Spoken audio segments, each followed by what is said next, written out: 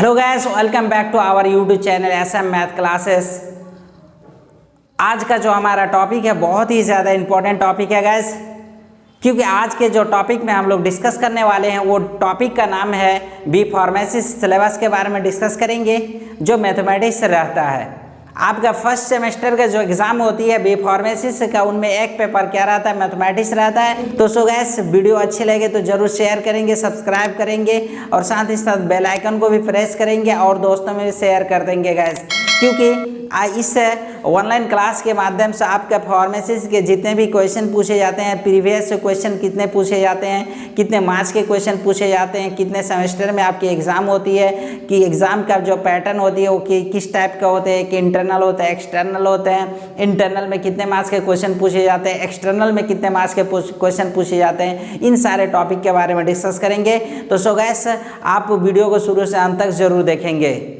Manufacturing में जो calculation किया जाता है, उन मैन्युफैक्चरिंग के कैलकुलेशन को समझने के लिए फार्मेसिस्ट में इस मैथमेटिक्स का यूज़ किया जाता है। आपका इस मैथमेटिक्स में जो बी फार्मेसिस्ट मैथमेटिक्स सिलेबस है, इनके बारे में डिस्कस करेंगे। सबसे पहले क्या है कि बी फार्मेसिस्ट मैथमेटिक्स सिलेबस में जो बुक रहता है मैथमेटिक्स का, वो बुक का नाम है रिमाडिकल मैथमेटिक्स, जिसके मनीष मिश्रा द्वारा लिखा गया है। PCI के द्वारा, ये PCI का फुल फॉर्म होता है फार्मेसिस्ट काउंसिल ऑफ इंडिया के अकॉर्डिंग द्वारा ही ये बुक को क्या किया जाता है, सेट किया जाता है। किसमें? एग्जाम में। यानी एग्जाम के आपको जो भी क्वेश्चन पूछे जाते हैं कि कौन कौन सी चैप्टर से कितने नंबर के क्वेश्चन पूछे जाते हैं, इन सारे टॉपिक के बारे में भी डिस्कस करने वाले हैं। तो चलिए देखिए, यहाँ पे गैस पार्ट 1 में देख रहे हैं, चैप्टर 1 में पार्शियल फ्रैक्शन और फिर दूसरा जो चैप्टर होता है वो होता है लॉगरिथम। क्या होता है गैस? लॉगरिथम होता है। लॉगरिथम में हम लोग क्या क्या पढ़ने वाले हैं वो चीज़ को देख लेते हैं। लॉगरिथम में पढ़ने वाले हैं, लॉगरिथम पढ़ने वाले हैं, प्रॉपर्टीज पढ़ने वाले हैं, टाइप्स ऑफ लॉगरिथम के बारे में पढ़ने वाले हैं गैस। और फिर तीसरे चैप्टर जो होता है आपके पास होता है वो फंक्शन, लिमिट्स एंड कंटिन्यूटी।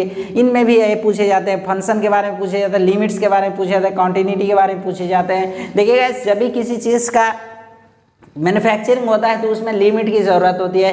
यानी लिमिट मतलब सीमा है, किसकी कितनी लिमिट होनी चाहिए, इसीलिए लिमिट्स की डिस्कस होती है, फंक्शन की डिस्कस होती है, कंटिन्यूटी की डिस्कस होती है। और साथ ही साथ चैप्टर यूनिट 2 में अब हम देखेंगे यूनिट 2 में कौन कौन सी क्वेश्चन पूछे, कौन कौन सी चैप्टर होते हैं। यूनिट 2 में चैप्टर होते हैं आपका डिटर्मिनेंट्स चैप्टर होते हैं, और फिर क्या होता है, एक मैट्रिक्स होते हैं। और डिटर्मिनेंट्स में क्या क्या पूछे जाते हैं, ये चीज़ को देखेंगे।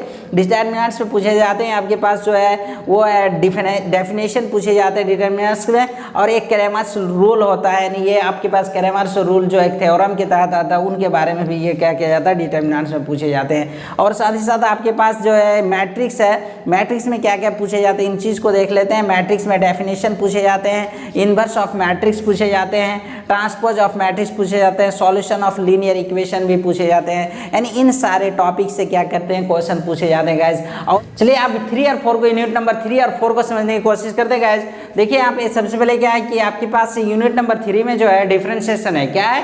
डिफरेंशिएशन है। डिफरेंशिएशन में कौन कौन से चैप्टर आते हैं, इस चीज़ को देख लेते हैं। डिफरेंशिएशन में आपके पास डेरिवेटिव ऑफ फंक्शन आता है, उसके बाद सम इंपॉर्टेंट ऑफ डेरिवेटिव आते हैं, उसके बाद फर्स्ट प्रिंसिपल ऑफ डेरिवेटिव आते हैं, चेन रूल आते हैं, लॉगरिथम ऑफ डेरिवेटिव आते हैं, सक्सेसिव डिफरेंशिएशन आते हैं, मिनिमम एंड मैक्सिमा आते हैं, एप्लीकेशन ऑफ डेरिवेटिव आते हैं। इन सारे यूनिट नंबर 3 में इन सारे चैप्टर की स्टडीज की जाती है और इन सारे चैप्टर से क्वेश्चन पूछे जाते हैं गाइस। और उसके बाद आप देखेंगे यूनिट नंबर 4 में जो आपका है वो यूनिट नंबर 4 में आता है एनालिटिकल ज्योमेट्री। एनालिटिकल ज्योमेट्री में जो तो होता है यूनिट नंबर 4 में आपका चैप्टर नंबर 7 में जो होता है एनालिटिकल ज्योमेट्री होता है, कोऑर्डिनेट ज्योमेट्री होता है, स्ट्रेट लाइन होता है, बेसिक रूल, इन्हीं ज्योमेट्री का बेसिक रूल होता है, डिस्टेंस ऑफ पॉइंट होता है, यानी किसी बिंदु से दूसरे बिंदु की डिस्टेंस जो हम लोग फाइंड आउट करते हैं उनके बारे में इसमें स्टडी की जाती है।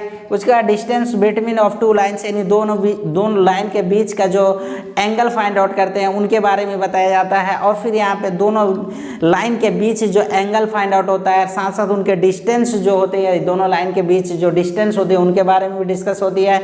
और दोनों लाइन के बीच जो पैरेलल होता है या वो कॉलिनियर होता है, इन सारे बातें में डिस्कस की जाती है। और चैप्टर नंबर ऐड में हम लोग देखते हैं इंटीग्रेशन है, स्टैंडर्ड फार्मूला, इंटीग्रेशन से रिलेटेड, जैसे इंटीग्रेशन होता है, इंटीग्रेशन में जो रूल होता है वो 3 टाइप्स के होते हैं, बाय पार्ट्स होता है, पार्शियल फ्रैक्शन होता है, सब्स्टिट्यूशन होता है, इन सारे बातों को भी डिस्कस की जाती है इसमें। और इंटीग्रेशन में डेफिनिट इंटीग्रेशन होता है, उन डेफिनिट इंटीग्रेशन के बारे में भी इसमें डिस्कस की जाती है। और उसके बाद integration of application of integral होता है, इनके बारे में भी डिस्कस की जाती है। अब यूनिट नंबर 5 को देखेंगे। चलिए गाइस, अब हम लोग समझने की कोशिश करेंगे, वो है यूनिट नंबर 5। यूनिट नंबर 5 में क्या क्या पूछे जाते हैं इसके बारे में डिस्कस कर लेते हैं। यूनिट नंबर 5 में रहता है डिफरेंशियल इक्वेशन। क्या रहता है गाइस? Differential equation.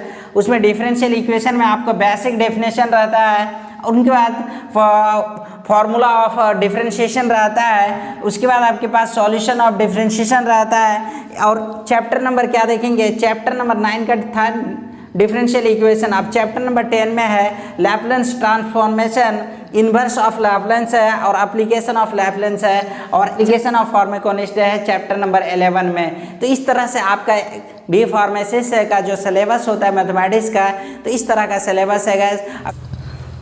तो सो गाइस, आज का क्लास यहाँ तक ही था। जैसे कि आपने बी फार्मेसी से कंप्लीट सिलेबस के बारे में डिस्कस ही किया, और इस सिलेबस के बारे में आपने जाना, और इन टॉपिक के बारे में अगर आपको जानना हो और इनसे सॉल्यूशन अगर लेना हो तो ज़रूर इस चैनल में आप बने रहेंगे। आज के लिए थैंक यू।